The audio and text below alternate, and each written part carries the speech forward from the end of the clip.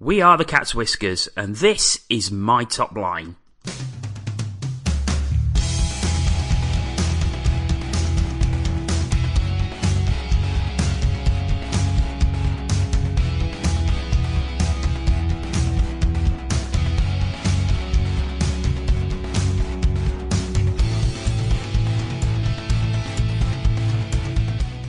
Hello and welcome to the next edition of My Top Line. My name is Jonathan Bullard and I'm delighted to say that this edition has a northeast flavour to it, as our guest is Andrew Turnbull. Hi Jono, how you doing? You all right? Yeah, I'm good, thanks, mate. This is an interesting one because all the ones we've done previously to this have all been one single team. But this stretches over quite a few teams because obviously your career watching ice hockey spreads quite a few teams, doesn't it? So just give us a flavour of the teams that you followed throughout your hockey watching career. Yes, I don't know whether I could be classed as one of the unluckiest fans in British ice hockey. First started off as a nipper in Durham, being taken along by my mum and dad, and then after Durham unfortunately went, it was through to Newcastle with the Cobras as part of John Hall's Sporting Excellency, and then it followed in Newcastle to the Riverkings, and then the Jesters, and then there was a brief break before the Vipers, and came around for quite a lot longer than the predecessors. And funnily enough, in a twist of fate, I now go to the arch rivals, the arch enemy of old, which is Whitley Warriors now. So your team has a flavour of all the teams you've watched, probably bar Whitley, because I think an original Durham fan choosing a Whitley player would be seen as sacrilege, wouldn't it? I guess so, yeah. What one does feature, but yeah, it's quite an odd mix. So, how old were you when you started going down to the Riverside rink in Durham, as it was then? From what you've told me, I understand you was just like baby in arms. Yeah, pretty much. It wasn't unusual, in those sort of times at Durham. Whole families and groups of friends, everything like that would go down to the rink. And my mum and dad had gone for years. My dad started going, I think, in around 1983 to the Wasps on a Sunday night. My auntie and uncle went down and they said, "Oh, are you going to come down to the ice hockey?" My dad said, "Oh, I'm not that much into hockey or anything like that. I've never seen it." And he went, and, I think it's what happens to a lot of people. You go down, you get hooked on it. I hate to use that phrase. Went from there, and, I grew up going to Durham. Got some great memories there as a little kid. Yeah, there's some great times there. I believe you actually was in the dressing room after a cup triumph once. Yeah, so that was bang in the middle of the Castle Eden Cup, 92. My dad also, being a fan, was a photographer, and he used to take photos of the team and sell them to the paper, which was the Northern Echo and the Sunderland Echo, papers like that, your local papers that cover the Wasps, just to make a little bit of extra money. And he's pretty good. He's got some great images up in the loft, the negatives and things like that from the 80s and 90s. He took a photo of one of the players that I'll go on to mention, which is Mike Blaisdell, and he's my favourite as a kid, and I went to get it signed, and my mum took us down to changing rooms, and it was a big step. Well, it was a big step up then for me. I was only a small kid of 4 or 5, and Paul Smith was at the changing room door during the interval of the Castle Eden Cup, and my mum said, "Oh, can we get this photo signed for my son?" And he's like, "Oh, of course, yeah." So he picked us up, took us in the dressing room. They're all singing at the time Tina Turner's Simply the Best, all of them, halfway through the game versus Whitley Bay, in the final of the Castle Eden Cup. And I was taken down. There was Brabant and then Blaisdell right next to him in the corner and stuck on his knee. And I remember just, chatting away. I can't really remember what about. And he signed the photo I've still got to this day. And then he gave us his stick and signed that as well, which I've also still got to this day, one of my prized possessions from hockey over the years. So yeah, that was a fantastic early memory for me at Durham Rink. And they went on to win as well, which was often the case against Whitley. Sometimes a little bit closer than you'd like against your rivals, but still a good, successful record against them. How old would you have been then? About 3-4 years old, something like that? Yeah, I was about 4 or 5 years old at the time. Yeah, about then. I remember as well on a Saturday, I used to go and watch the Mosquitoes with my dad, which was good, Maybe thought I'd get on the ice one day with them, but unfortunately I never did. It would have been good, I'm sure. The popularity of the Wasps, in the heyday, the rink was, you were looking at 2,680 was the official capacity of the old rink. Sometimes you'd be looking at 5,000 people, 6,000 people crammed into the rink, standing in the fire exits, standing, in the stairs, in the aisles, everything like that. Packed into the Lindisfarne suite, were they? Oh, yeah. But, funny enough, you look at the old DVDs, of which I've done a lot, and videos originally growing up as a kid in the 90s, all these fantastic plays that Durham had. And before the Lindisfarne suite was actually built, and you had the pub looking out at one end of the rink, people were actually standing on top of the bar area, without any safety there. You used to have your sort of fishing nets behind the goals, each end of the goals, no plexi, just boards. So we sat pretty close to the Wasp bench. It was just to the top right. You'd often get pucks coming in the crowd.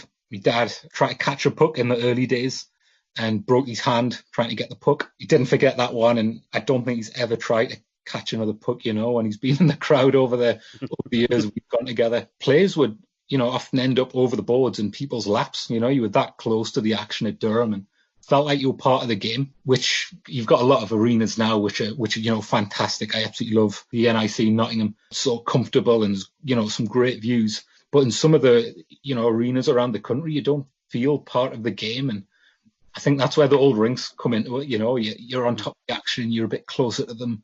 Ice is a little bit smaller. You can get a good atmosphere up in there. So Durham was recognised, as an old place teams hated going to visit. They didn't want to get filled in. It was very hostile. There's even a corner which I was kind of kept away from called Heckler's Corner, and it was pretty much just filled full of people hurling abuse at opposition players all night, or even some imports playing for Durham that weren't very good. That didn't really last very long. Obviously, moving on, you took on the Newcastle teams when the Wasps sadly were never to play in Durham again. They moved on to the Cobras, but you followed on and then followed those teams all the way through the Metro Radio Arena and then to Whitley Bay. Yeah, as I say, I must be one of the unluckiest fans in choice of teams. But yeah, it's been a great journey, to be honest. It would have been amazing to see the Wasps, pull through and survive, at a modern day. But, they've gone down as a great sort of name in British ice hockey. But it has been good. Seen a lot of different players, and people say it's at the same club, and it's not really, club to club through the Cobras, Riverkings, Jesters, Vipers. I've had a lot of good experiences, home and away, met a lot of great friends, especially great people around the rinks and arenas that I've been to over the years. It's given us the opportunity to sort of travel the UK and Europe as well, off our own back, me and my dad. Met a lot of great people over that time and seen some great players, whether playing for the Newcastle teams or oppositions. So it's been great. Would I've changed it for the world? I don't know. I'll probably put myself in a hole there to answer that one. It has been good. It has been good. Well, let's crack on with your team, and we'll start, as we always do, with the netminder. So, Turney, who is your netminder? So my netminder is Trevor Koenig. Trevor Koenig played for the Vipers in the successful team that won the playoffs and finished runners-up in the EIHL in 2005-06. Played only 58 games in that one season, but had an astonishing save average of over 92.5%, as well as a goals against average of less than 2.5. So, Turney, he was a pretty special netminder. To be honest, you talk about, all the teams that have gone before and stuff like that and since, and he really stands out. It was one of two, but he does stand out. You look at imports now around the league and the majority maybe only last one season, it's been like that for a little while, and he did last one season, but he was solid. And he had a great save percentage, 92.6 over 42 regular season games. And I think when he came in, he came from San Diego Gulls. He was relatively unknown when he first came in. And when he did, I think the first thing he noticed was his gleaming white teeth. He was famed for his gleaming white teeth behind the mask, and maybe that glare put a couple of the shooters off. That's maybe pushed up his save percentage a little bit. Elite League runners-up in the Vipers' first ever season in the Elite. And in the Cup games, the save percentage got better. It was 93.2 and 93.1, so it was really strong. You just felt like it was a wall, be a challenge for the opposition, whoever it was on the night, to score against them. And that's if you got past the likes of Jonathan Weaver, Jan Krajicek, Mel Angelstad for a short period, and Rob Wilson as well. So you had a formidable sort of defensive unit in front of him, backing him up that season. But it was a great season, that one. Just coming up from the British National League to the Elite League. And it was a crazy season. Crazy season, runners up behind Belfast with Theo Fleury. And it was fantastic in a way because going to the Cobras and the Riverkings and Jesters, you're always the underdog and you're always bottom of the league, holding the others up. And this season, it kind of just flipped.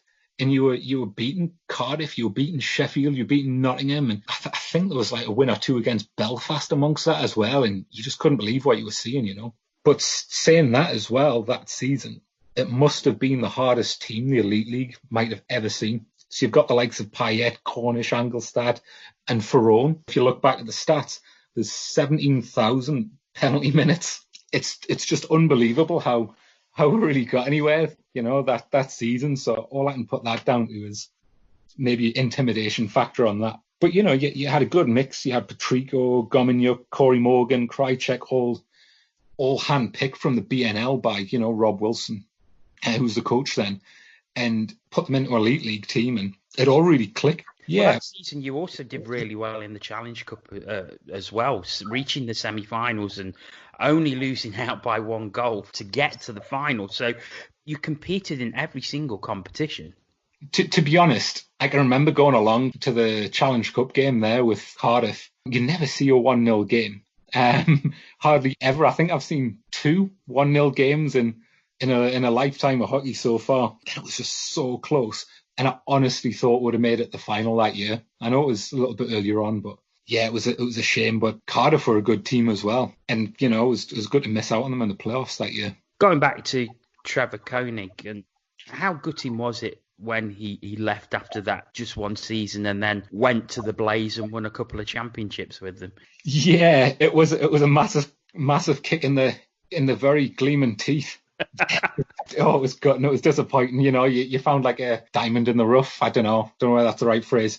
But, he came across and he was amazing. He picked up where he left off with the Vipers, with Coventry trophies and Elite League All-Star team appearances before he's off to Europe with the Blaze. And yeah, I think he's probably one of the better goalkeepers to play in the UK, definitely of recent years. I think my main memories of Koenig before he left, playoff final in 2006, and it was so nervy. And it's often said that it was the dullest game in final history. I haven't actually seen it since. So it's going back how many years now? 14 years? 14 years now, yeah. Yeah, I was there. It wasn't a classic, I think. Anyone who was there as a neutral would say it wasn't a classic. But I think anyone who was there as a neutral wouldn't have been supporting the Sheffield Steelers anyway. Yeah. So I think you had a lot of backing that day. That was really nice, kind of winning all year and then being cheered on by nearly every section of, Nottingham Arena that game. Yeah, I can remember that, funnily enough. Just thought about that there. It was good. It was really good. I always remember the only thing with Trevor Koenig, he used to come out of his crease sometimes, and he's a little bit shaky when he came out of his crease throughout the season. Always remember he did that a couple of times, and then Paul Sample, who's a local lad from Whitley base, scored against him. I think it was down the corner, and he just put it along the ice. Didn't leave the ice, hit off Koenig's skate and went in, and it was 1-0 Sheffield, and it was awful. It was absolutely awful. Years later, it was last year now, I bumped into one of the ex-Sheffield players and had a bit of chat on, and he said during that playoff final, a lot of the imports kind of turned on each other and were having a massive argument on the bench during the playoff finals. So that helped. That helped a lot. But it was great to see a trophy lifted at the end of the day. Well, let's leave Trevor Koenig there and move on to your defence. So, defenceman number 1, please, Turney. So, defenceman number 1 is Jonathan Weaver. Jonathan Weaver, Great Britain legend, and at 43 still playing with the Telford Tigers in the NIHL. Weaver played for the Wasps, the Cobras and the Vipers, and there was another who was part of that playoff winning side in 05-06. But he had 4 seasons with the Wasps between 92-93 and 95-96, and then 4 seasons with the Vipers between 03-04 and 06-07. So, Turney, why Jonathan Weaver?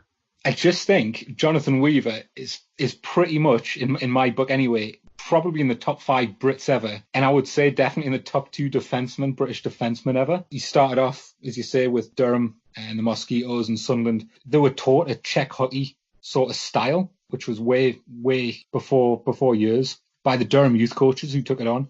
And yeah, he played 4 seasons, and he played in the Wasps' final ever match versus Nottingham in the playoff semi-final in '96. But over his career, he played 7 years in the Super League in total. I saw him rip us to bits a little bit in years where he went to Ayr Scottish Eagles, and he managed to get 148 points during the Super League as a Brit. There's a lot of opinions about the Super League. You've probably heard yourself. Was it the best ever era of British hockey? Was it the highest standard? And coming from a rink team into arena team, and there was lots of big spending, I think it kind of ruined it, and Brits were kind of few and far between at that point. But Weaver just kind of excelled, as a youngster. He got all the points, and then he went to crack the East Coast Hockey League and the IHL as well. And he came back to the Vipers, which was fantastic. I think he played for Fife just before he came back to the Vipers. And that night, he ripped us to bits. The quality of him. And I think what's good about Weaver, not so much on a playing level, but, he's another local lad from Sunderland. And it's always nice, to have that local connection. I think it brings you closer to them, and that probably comes from the sort of like Durham community, But you're proud of your local players and to support local hockey. So you've got that factor to him. He, obviously, as you mentioned, picked up the playoff title with Koenig, with a lot of other titles as well. I think he got it's maybe 17, 18 titles over his career. Speaking as a Panthers fan, and someone who saw him play for a couple of seasons, he won 4 trophies with Nottingham in 2 seasons, a league, a playoff, and 2 Challenge Cups. So this is a guy who knew how to win trophies, and he was a huge part of Nottingham winning all those trophies in those 2 seasons. Honestly, yeah. How did you find him in Nottingham a little bit later on in his career? He was just as good for me. He was kingpin on the power play, absolutely incredible, and scored a brilliant goal in the playoff final against Belfast, where he pinched him from the blue line and took a one-time shot on the pass from Ling straight in, and it was a beautiful, beautiful goal, but a trademark goal of Jonathan Weaver. And of course, he had a lot of success in Britain, no more so than when he was at Coventry Blaze as well. Yeah, he's a great player. I was actually looking at the stats the other day. 4th all-time Brit in Elite League scoring and 5th overall behind Colin Shields, Ashley Tate, David Clark and Jeff Legui. And he's a defenseman. Yeah. Funny enough, he actually came to the Vipers as a left winger, and Rob Wilson put him on the D, where he's been ever since, predominantly. But he's Mr. Reliable, He had a great hockey mind, as he said, and he always seemed to be at the right spot. So his vision, second to none. And, that's shown in his assist record. But Weaver scored one of the coolest goals I've ever seen. It was when the Vipers were in the British National League. And he picked up the puck at the blue line, right next to boards. And the goalie must have been screened by maybe three, 4 players, all kind of holding each other up. He got the puck and he just passed it into the net. Passed it into the opposite side, just inside the post. And I've never seen anything like that, He made it look so easy. The puck didn't even leave the ice, It was that sort of, don't know how to describe it, but honestly, it was the easiest goal. But it was only easy because of his skill, And he could pull that off. I remember not cheering the goal. I was just, I turned around and I was looking at my dad thinking, like, whoa, what just happened there, But yeah, what a skilled player Weaver was.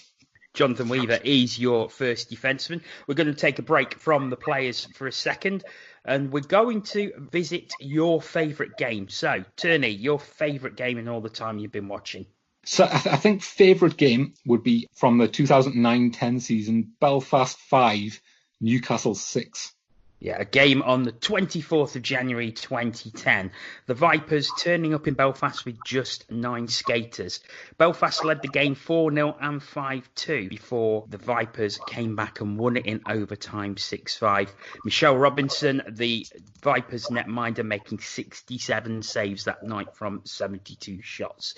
So, Turney, why particularly is this game your favourite?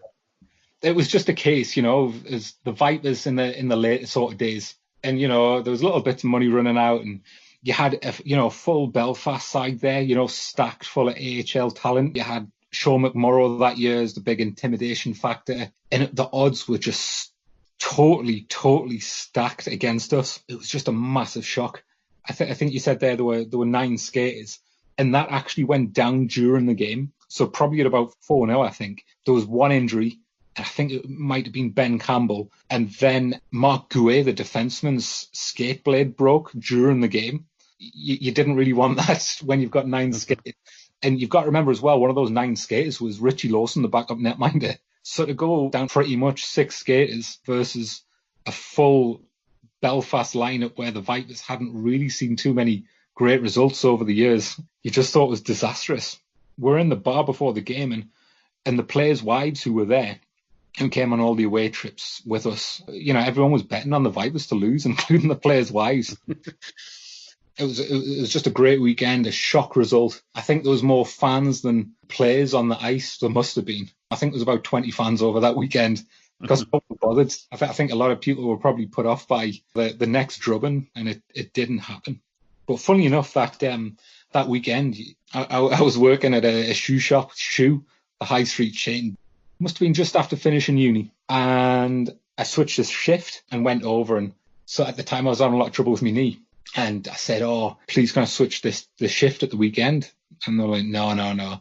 Need to go to the hospital to have a little look at my leg, see if it's all right. So that gives a little bit of a cover for the Monday morning 6 o'clock flight back to Newcastle. Got the shift swapped, having a lovely time in Belfast, seeing a couple of friends. We visited the Giant's Causeway, and is it the Crown pub over there? The gaslit? Yeah, my favourite pub in the world, that one.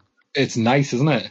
Yeah. Had a nice little pint at the Giant's Causeway, the Causeway Hotel. I think that's the best Guinness I've ever had. Not a massive Guinness drinker, but that was lovely. At the rope bridge and having a great weekend. And we're in Spoons, obviously the betting's going on. It was the early days of mobile sport betting, and all of that. I was putting a little bet on, not too much. I didn't have too much money at the time, which is just as well, to be honest, because I don't know if I would have put my money on the Vipers. I couldn't believe it because, I was having a little drink there and everyone was having a great time, having a laugh. And one of the manager's family walked in from Shoe. First person they saw was me, and I thought, oh, here we go. So got back to Shoe on the Monday morning, straight into the manager's office. Like, oh, did you have a good weekend? It's like, yeah, it wasn't bad. And I knew what was coming. I knew it. I thought, oh, what am I going to say here? So I just thought I'm going to be truthful. I was like, yeah, it was good. I was on time for my shift, everything like that. You're in Belfast this weekend. I was like, yeah, I was in Belfast this weekend. Still on time for my shift. They said, have you got anything to say? Because, that's probably it from Shoe. I said, yeah, I do have something to say. And I thought, I've got to get something good out here. I said, I still can't believe the Vipers won 6-5. And the two managers looked at each other thinking, is this guy for real? That was pretty much the greatest moment of sort of wit or quick thinking I think I've ever had in my life. Came at the right time because, I wasn't too bothered about working at Shoe. But yeah, there you go. But yeah, it was a great weekend and one that I'll probably never forget. A game worth losing your job for? Yeah, go on. I was not keen on Shoe. Okay, I think we'll leave that there before we get into any more trouble and move on to your second defenseman. So to complete your blue line partnership, who is defenseman number 2? So defenseman number 2 is Stephen Cooper. Stephen Cooper, who had 2 spells with the Wasps and then also a season with the Newcastle Riverkings in 98-99. 4 championships with the Durham Wasps, 1 playoff title, 1 Autumn Cup. Also played for Cardiff, Nottingham, Manchester and Coventry in his career. Nothing short of a blue line legend. So, Turney, over to you. Why Stephen Cooper? So Stephen Cooper completing, I think, the top 2 defensemen ever. Already mentioned one in Weaver, but another Northeast product and local lad. Again, it comes from the Durham youth system, possibly the best unit development system in the country has probably ever seen, and Cooper was a part of that. But just a success over the years, exactly like Weaver, a trademark sort of slap shot, from just over the red line, he'd wind up and and fire one out the blue line. But yeah, just a solid, hard defenseman, and throughout all the clubs as well. He's playing for Great Britain and a few successes there. Great player. And this is another player who transcended different eras, but you look at his stats from defence in the British Hockey League, which, let's face it, the standard wasn't as great. You only had 3 inputs, but 719 points in 435 games in defence. But then when you look at his ISL stats, 156 games, but still managed 46 points from defence. So he was a very, very solid player. Yeah. Looking back on Cooper's sort of career, he made his first senior league appearance aged 14 years old in 1981. So that was around the time Tony Hand was kind of starting off as well, and a couple of the bigger names that we went on to see in later years. Obviously, Stephen Cooper came with his brother Ian Cooper, the kind of package. And a lot was said, over the years about the success. They went from Durham, where they were winning every trophy. They went down to Cardiff, cleaned up the trophies for a couple of years there, and then came back to Durham. And, same again, just even more trophies over the second spell as well. And people just said, if you've got the Coopers on your side, you've got your 3 imports, you've got the 2 Coopers. That's pretty much 5 imports because they were that good. That's where a lot of the success came. But around that time, you had so many British players who traditionally played for one club, and that was the club for their career, switching to different clubs. And obviously the Coopers were part of that. John Lawless, when he was setting up the Devils, he recognised how good they were and brought them in to set up the Devils, and they were part of big success of Cardiff as well. Any old Cardiff fans that are listening will know how good Stephen, as well as Ian Cooper, were back then. Did you say 46 points there in the Super League? Yep. One of a handful, really, of British players to be really holding the own in the league at the time. Great player, solid. He wasn't scared to fight. He actually, Durham's 50th anniversary game was a friendly, and that was organised to play the greatest team in the world at the time, which was classed as Moscow Dynamo from the Soviet Union. So he actually dropped his gloves and fought Darius Kasparaitis in Kasparaitis' first ever kind of big game for Moscow at the Riverside Rink. Funny enough, I found out that because my dad had the photos. He was taking them that night. Yeah, great player, solid. Definitely would compliment Weaver. Yeah, great player. And of course, I got to see him in one of the final seasons of his career when he was playing for the Panthers in what was his final Super League season before he went on to Coventry. And he still had it then, but he was well into his 30s at that point, but he was still had that class and time and elegance on the blue line that he'd had throughout his whole career. Yeah, definitely. I don't think he ever lost it. I think actually, his Coventry days, I think he played one season for them at the end, and I think he had his shirt retired by the Blaze. I'm pretty sure that. I think that's right. Yes, I think that's right. Yeah, so shows the impression he made on what was a fledgling club then in the Coventry Blaze. Yeah. Okay, let's crack on and we'll leave your team. And before we go to the forwards, we'll talk about the player from an opposition team or opposition teams who you would have loved to play for yours but never did. So, Turney, who is the opposition player? So the opposition player, he's been mentioned before, but Tony Hand, MBE. Tony Hand, of course, a storied career at Murrayfield, Sheffield, Ayr, Dundee, Edinburgh, Belfast, and finishing at the Manchester Phoenix. He was also the first British player drafted in the NHL. He's also the top point scorer in British hockey. So is that why you chose Tony Hand, or are there other reasons as well? Pretty much. He was always on the opposition side, and he just always seemed to rack up the points against whichever team I watched. He was just a danger on the ice all of the time. But what a career, he had, as you mentioned, 4 decades, and he managed to rack up, I think it was about, did you say 4,000? There must be about 4,000. It's around 4,000 points plus. I'm not sure of the exact figure, but it was, let's say it was a lot. Yeah, phenomenal. And back in the days, he was hitting like 200 points, in the Heineken era of British hockey. Just a fantastic talent. And even when he switched to coaching with Belfast and Edinburgh, Dundee, he always seemed to bring about a good side. Something that I've noticed about him, he always brought in like a hard player. So you had Mike Ware back in the day, and he always seemed to carry that forward throughout his player coaching career, and copy that sort of style, but keep them quite on a leash. He wasn't one for penalties. Didn't take too many penalties at all, or fight himself. He didn't need to, He's just out there producing. But something that I read in his book about Hand was in the 1980s, when you say he was drafted and attended the Oilers training camp. You had the likes of Gretzky and Messier, Yari Curry, Paul Coffey, Esa Tietinen, and Glenn Anderson, whose brother actually went to play for Durham a few years later. You had this massive sort of star-studded team. He was out there, and the coach said Tony Hand, although he was drafted, and I think it was like 246 or something like that. He was a very late draft. Round 12, 252 overall. Oh, close. Close. The coach, Glenn Say, the Hall of Famer coach as well, I believe, said he was second only to one person in thinking and vision on the ice, and that was second only to Gretzky. So yeah, I think even when he was just racking up the assists versus your team and things like that, you always thought, like, what a talent that I'm seeing, what a talent. He was a great player. I think I would have loved to have seen him come in as player coach for the Vipers in the sort of later days of his career, but unfortunately it never happened. Great player.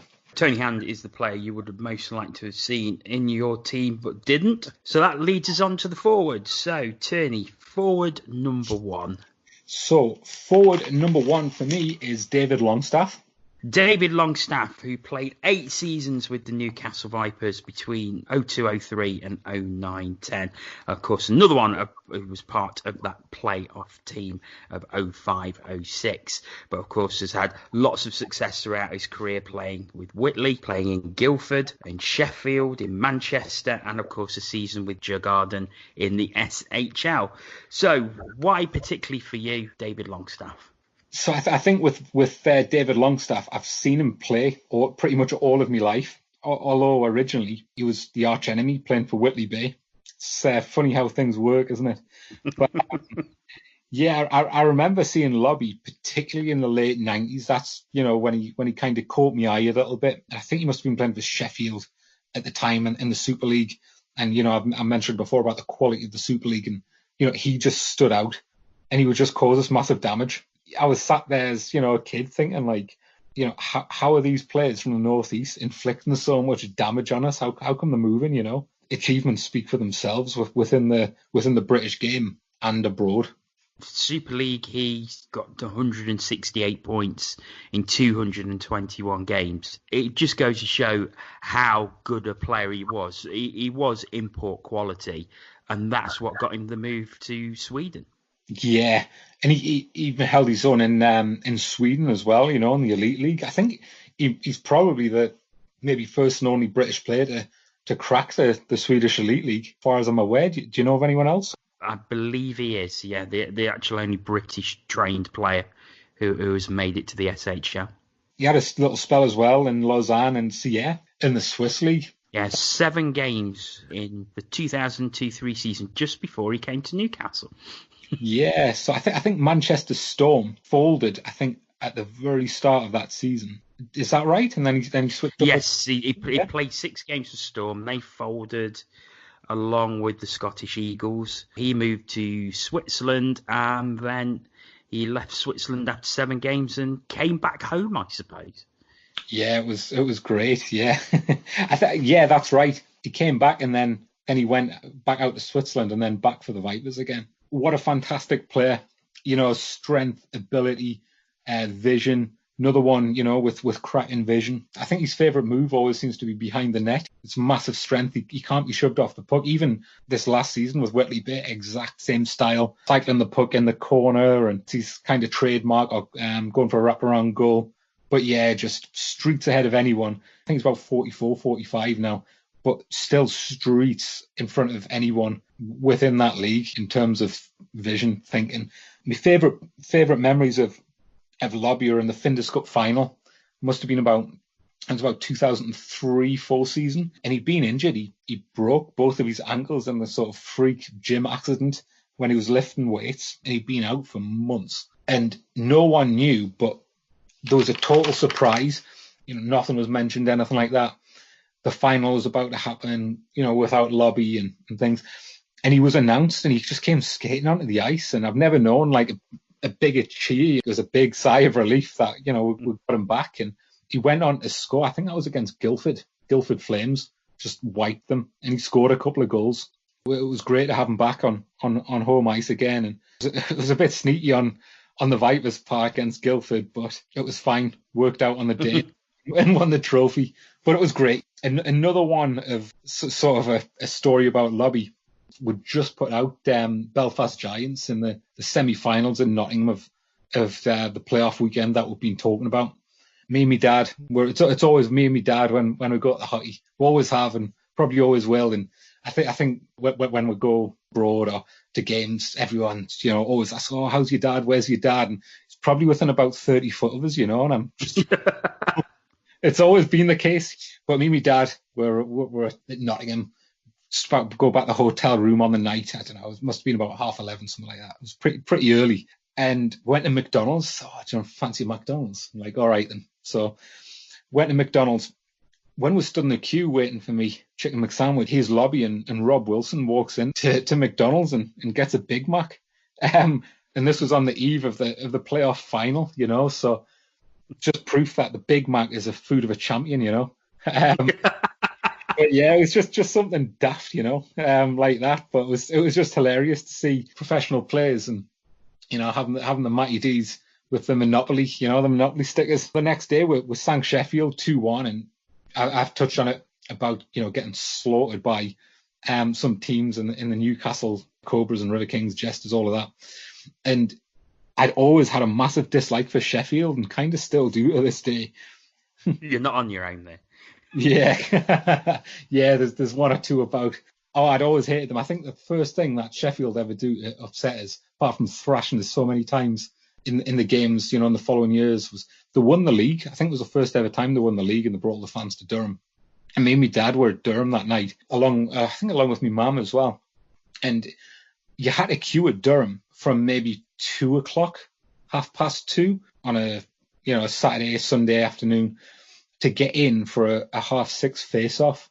My dad would go up in Durham and I'd go with him to Durham. My mum would stay in the queue. Then they'd come down after an hour and switch over.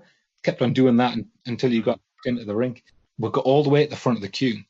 And by that time, it was known that the attendances were far outstripping the capacity, which I touched on. They actually got the fire brigade in, the council, to monitor the attendances. And Sheffield brought that many fans up that game who got into the rink before us. There's so many Sheffield fans knocking about that night that we were actually the first ones to get turned away. And I went home and I cried my eyes out all the way home. and that's always stuck with us. So with the thrashings, the countless thrashings over the years, and I always remember going into that playoff final thinking, oh, you know what? I kind of want to avoid Cardiff because we've just, we've got power to them. They might have a little bit of an edge over us.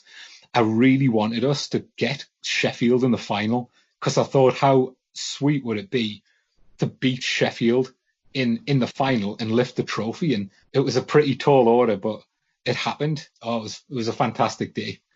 Well, that leads us on to your goal quite beautifully. So what is your favourite goal? So the favourite goal was Lobby. It was 1-1 at the time. Payet had scored. Payet back then was fantastic. He's a complete power forward. When he played for Coventry in the first couple of seasons at the Vipers, he was pretty much unstoppable, He was great character and entertainment watching the ice. He just scored, level things up 1-1 after Paul Sample had scored. And shortly after, not too long after, I can always just picture Lobby sort of standing, leaning over Jody Lehman, and he managed to cram the puck in past Lehman. And he was trying to keep his feet outside of the crease, leaning onto the crossbar. And it went in. As soon as everyone kind of realised that it was in, it just went wild. He thought, oh, maybe we're going to get this trophy. And it felt like an eternity before the buzzer went. But yeah. Well, that goal was scored at 32-14. 12-14 into the second period, and that was it for scoring. And you clung on, I seem to remember, to the bitter end in that one. Yeah, you're totally right on that. I mean, we didn't have that much success a hockey region. In those kind of years. So it was nice to finally get the win back. And remember, it was so long, no goals or to hang on for. And it was brilliant. And at the end of the game, and I always remember going over the bench and everyone was celebrating and things like that. And I actually got Lobby's stick from that game that he scored with. So that's like another one of the prized possessions of my little hockey collection, and a great memory, to go with that. You need to get on off the ice on Free Sports with all this memorabilia that you've got. Okay, let's carry on with your forward line. So forward number 2. So forward number 2 is Mike Blaisdell. Mike Blaisdell, who played for the Durham Wasps between the 1991 season and 92-93 season. 2 championships, 1 playoff, 1 autumn cup. And of course, he also amassed 343 games in the National Hockey League. He was also player coach at Nottingham and a coach at Sheffield. So why particularly Mike Blaisdell? So Blaisdell was my original favourite player as a kid.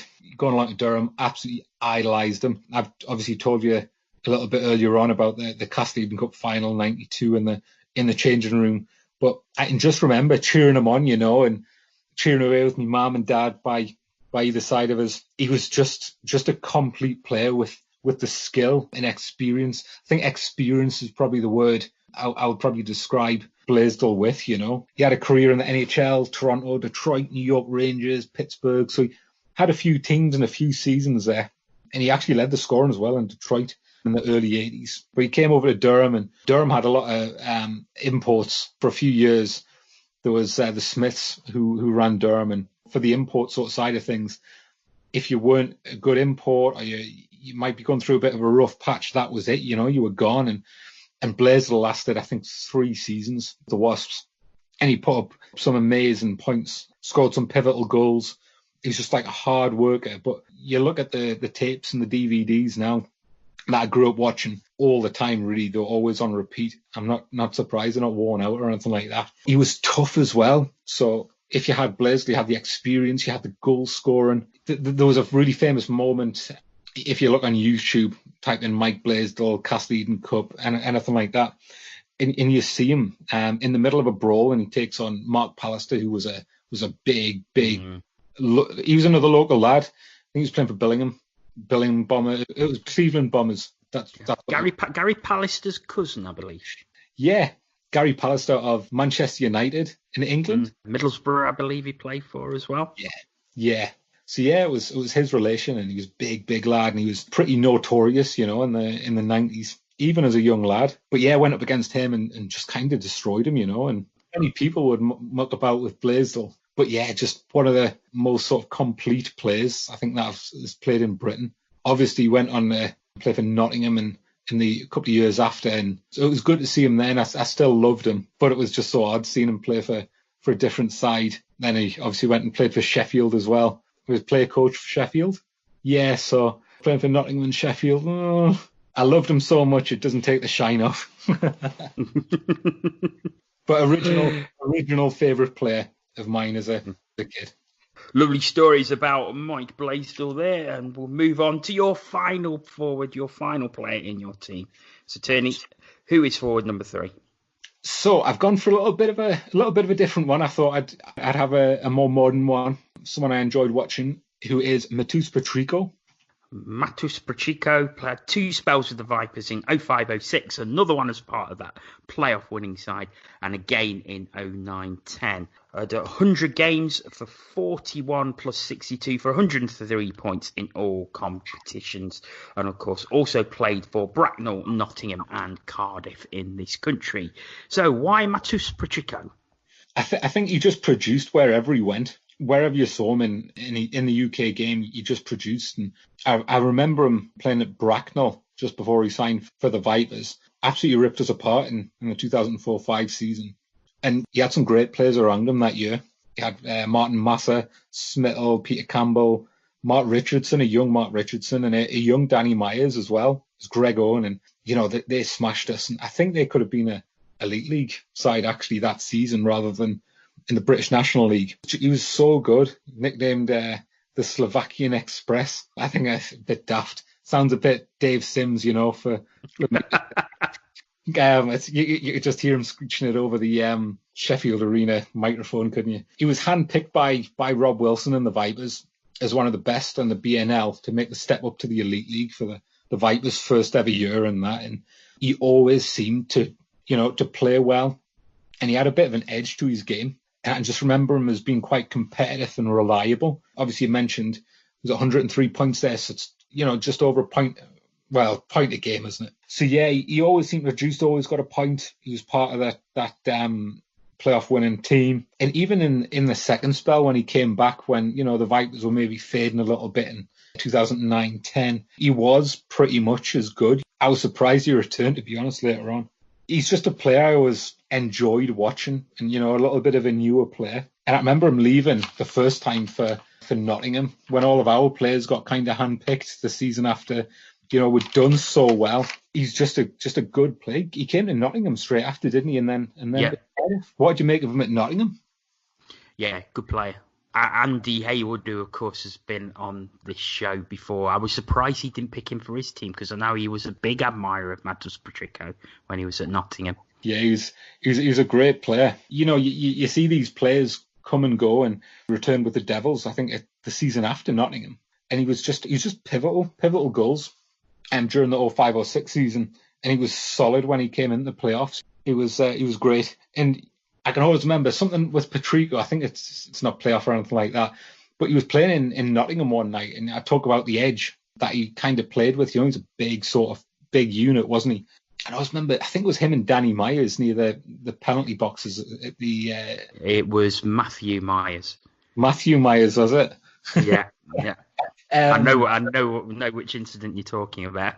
Yeah, and all I can remember is it all just kicking off a bit afterwards, and he stamped on Matthew Myers, didn't he? What do you remember from that? Just it all kicking off? I just remember looking at. Did he just do that? Did he just stamp on him? And then, obviously, when everybody realised, the crowd went wild, and he got chucked out of the game. And then he was playing for us the season after on the same team as Matthew Myers, and always forgiven. Yeah. But he went on to win the playoffs, didn't he? That season with you? Was that? Yes, that's right. I wonder how many players went on to win, double, even treble. I don't know if there's a treble one, but double playoff championship. Would be interesting to find out. Payet would have been one. Patrico would have been one. Krajcek? And Krajcek, yes, with the Vipers and Nottingham as well. So. Yeah. He was another great player though, over the years, and quite a lot of people would have. Just one of the most complete defensemen, I think, that's been over here for the team played with. Okay, so that completes your team, which is netminder Trevor Koenig, in defence Jonathan Weaver and Stephen Cooper, and then the forwards are David Longstaff, Mike Blaisdell and Matus Patrico. That looks a pretty formidable line you picked there, Turney. Yeah, I don't know. You probably look at the points and all the trophies and individual honours. I think we're on a winner on that one. Yeah. Before we get to your moment, just the honourable mention. So who are the players who you seriously considered for your team? So seriously considered would be Stephen Foster, who played for the Wasps and Cobras, Riverkings. He was always around, and he's a cracking netminder. I think he's the youngest goalie to win a major trophy as well. Stephen Foster was there or thereabouts for netminder. Also Rick Brabant. Rick Brabant just missed out, but I think he was the meaning of the word compete, scoring off the chart in the 1980s sort of game. We saw plenty of him as well, playing for Newcastle after. He's definitely one of the great imports of the British game to come over here. And I think a little bit left field, but I do like a fight. I do like a bit of the violence. I used to love Jeremy Cornish, presented the Vipers, and I just think he had a lot of heart to him, and he really looked after his teammates, and so maybe he was a bit of an unsung hero. A player who is very highly spoken of throughout the game by teammates who played with him, Jeremy Cornish. I'm not surprised, genuinely nice guy, and just put his heart and soul into his job. Great entertainer, great fighter. Great to watch him for the couple of years he was at Newcastle. And one other that I'd probably highlight from later is Danny Stewart, player coach of of the Vipers in the last ever season, what a job he had. He brought a group of players together for, I believe it was the first time, and it was an even smaller group by the end of that season. And he managed just to get a real team spirit going as the club was kind of slowly sort of ebbing away and eventually vanished. And he was left with few imports and a core of Northeast lads. We got some batterings that year, absolute batterings, around away venues, selling raffle tickets, just to keep the club alive. And I tell you what, mind, during that sort of period when we're selling the raffle tickets and trying to get any money to the club to keep it going, there's a big group of us doing that, and all of the fans around Britain really helped. And I thought that was fantastic.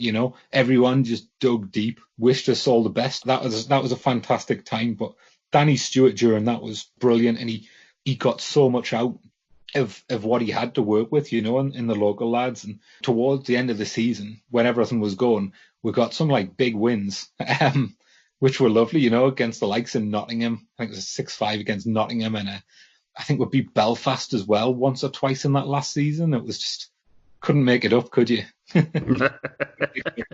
But yeah, he deserves a mention as well, I think. But there's so many players over the years that I've seen. Picking this top 5 has been tough. Been really tough, but yeah, there you go. Before we move on to your moment, you are in the process of writing a book about the Durham Wasps. Conducted a few interviews, so how's that going? It's going well. It's been put on hold a little while. It's just so much on lately. But I think, when did I start? 3 years ago now? Yeah, just over 3 years ago. And I've managed to speak to absolute heroes, when I was growing up, and got their opinions on the game and players and all these little experiences. And I like the social history that it brings, like that sort of personal touch. And I think recording that's quite important, especially with such a cult club, such a famous. I think it's a shame, that it hasn't been done. But by far, it is one of the hardest things I've ever done. It is so tough, you doubt yourself about your writing and all of this. But some of the stories are fantastic, and the experiences that the players have had playing for the Wasps. So I'll get a move on with that soon, hopefully, and get it out there. Well, let's move on to your favourite moment. So, Turney, your favourite moment in all the years that you have been watching hockey in the North East? I think my favourite moment was actually playing for the Vipers in Shuggy's testimonial versus sort of North East All-Stars and Wasps. So this was in February 2008 at Sean Johnson's testimonial. You, I believe, paid money to be part of the roster as part of the testimonial, and you scored the first goal. Yeah, unbeknown to me, my dad had a word with the club, how they do all these things, and I didn't actually know that I was doing any of this, and he kept it a massive secret. And got up one morning, went down for breakfast, oh yeah, you're playing for the Vipers tonight? And you what? And he said, you're going to be playing for the Vipers tonight? You're going to enjoy it, aren't you? And honestly, I was horrified. totally out of my depth. But then again, when you look back, it was a memory that popped up on Facebook and Twitter and stuff like that the other day, funny enough, and playing on a Vipers side that I was supporting against all of these ex-players. You had Stephen Foster in goal, you had Mike O'Connor in defence, Mario Belanger, twinned with Kevin Conway. They were all on the ice. Paul Smith was there, and Damien Smith, all these sort of massive, names that I'd grown up watching. I always remember Mike O'Connor, a bit of a naff pass from defence, and I got picked up on by, I think it was that Andre Payette or Dean Holland, Ben Campbell. Anyway, it came to me, and I didn't know what to do. I kind of froze up, and I got my stick to it. It was just in front of it. It was really sort of, it was a really stretched sort of shot. And from my view, you can't really see it on the camera of this clip, but the whole goal was pretty much wide open, and I managed to get it on target, and it just went through Stephen Foster coming over, and I scored, and just couldn't believe it. Could not believe it. And the arena, the Metro Arena that night was packed. There was about 3,500 people in there. The Wasps all the way up to the Vipers. It was a really big. It was probably the last really big northeast attendance. So to do it in front of all my friends and family, and my grandma was there that night, and it was fantastic. But when the puck went in, it was just unbelievable feeling. I got up and Payet's coming towards us with his arms in the air, and so it was I was totally out of my depth, I must say, totally out of my depth. But it was a good memory, and I got loads of stick over the years. How it was a rubbish goal and how lucky I was to get the goal. But someone said on Twitter the other day, what a memory to have, stepping out there and playing against the heroes of your past and alongside a team you supported. And so it was a great memory to have. Absolutely fantastic. What a memory to have. Not only to get on the ice with your team, but to score a goal as well. Turney, it has been an absolute pleasure. Thanks for sharing your team with us. No problem. It's been fantastic coming on, and I'm looking forward to see who the next person is. Well, you can find out who the next person is very soon. We will be back with the next edition of My Top Line very soon. From us all, thanks for listening and goodbye.